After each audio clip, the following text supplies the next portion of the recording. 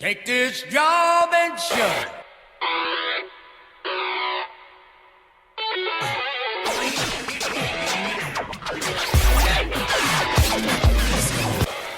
This is Jobcast Radio. I am Mike Baumgartner, your work-life survival sage. Mike at Jobcastradio.com. My number 304-867-4142. Again, 304-867-4142. Going to the mail this week, and I get lots of emails. And trust me, just because you send me an email doesn't mean I'm going to read it on the air. If you don't want me to, I understand that. I understand that a lot of you are concerned that if you write me, your employer is going to find out, and then they're going to fire you. It's not going to happen. If you don't want me to read it on, that's fine. But I did get an interesting email from Kathy from South Florida. And she said, Mike, I'm going to be interviewing in a couple of days. Actually, I think coming this Tuesday.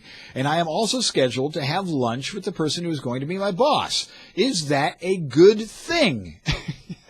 And look, I have lots of advice as far as dealing with a lunch interview, and we've talked about it, I think, on past shows a little bit, but I want to highlight something like that. If you have an interview day set for you, inevitably, sometime during that day, you're going to need to eat something, especially if you're going to be interviewing with 5, 6 people. And for those of you who you know are in that kind of situation, go to my website, Jobcastradio.com. You'll find some shows that talk specifically about how you survive that day.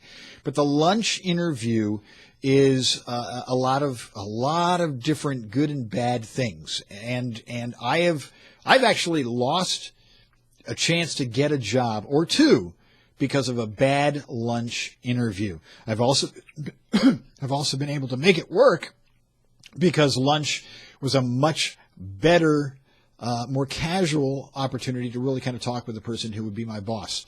And lunch interviews can go south very quickly, and you just got to be on your toes as far as lunch interviews. So you're going to go to lunch. You're going to be eating with hopefully just one individual. Sometimes it'll be you and 2 other individuals. I hate those. I mean, you get tag team. You're constantly being asked questions, and there that food is in front of you, and you're trying to figure out how you answer a question while putting food in your mouth because you're hungry, and not look, like you're answering a question with a big piece of lettuce falling out of your mouth.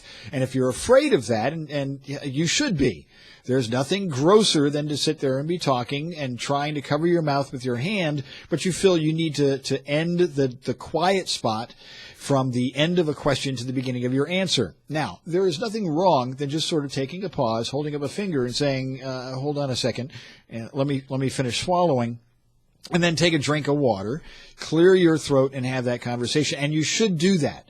Anytime you are about to answer a question, it is always good just to take the glass of water, take a sip, wash out your mouth. I mean, I'm not saying don't gargle there at the table, but just get your throat and your mouth clean before you go and answer the questions. But let's back it up a little bit. What are the things that your boss is going to be looking for? Now, on the other side of the fence, when I was a recruiter, I was a hiring manager, I loved lunch interviews because it's very hard to put on an act, eat, talk, and behave yourself all in the same time because it is a much more casual atmosphere. A lot of people will tell you a lunch interview is great because it's more casual. You can be yourself, let your hair down, and just speak freely, which is exactly what the employer wants you to do because they want to find out if you're a nut job. So they want you to be relaxed and yourself. You want to be in control of the situation. You want to make sure that when you sit down, your manners are your best. You need to think as though your mother, your first date, and your grandmother and her parents are all at that table. You want to make sure that you're sitting upright, not relaxed. Best manners, and if you don't have manners when you eat, do not do a lunch.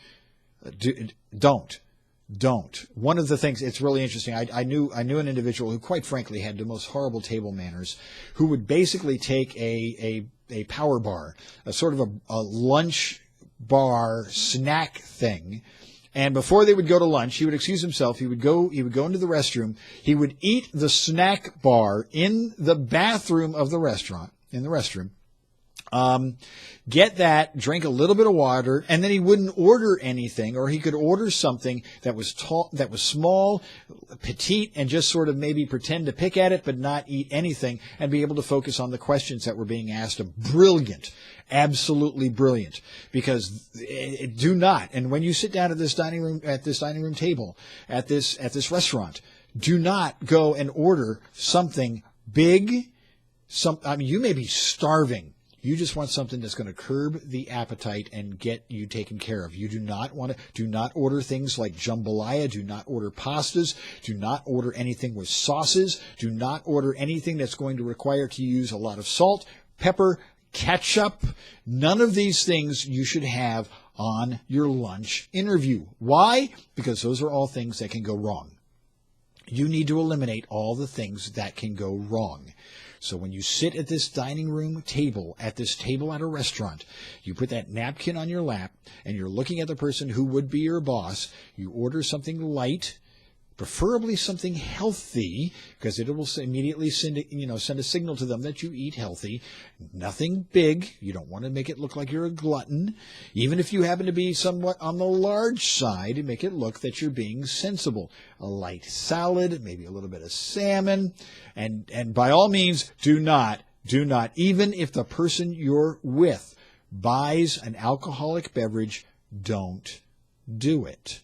Order a sparkling water. Order a ginger ale. That's fine. Or if you have to, if they look at you and say, no, go ahead and get something, that's fine. Don't drink it.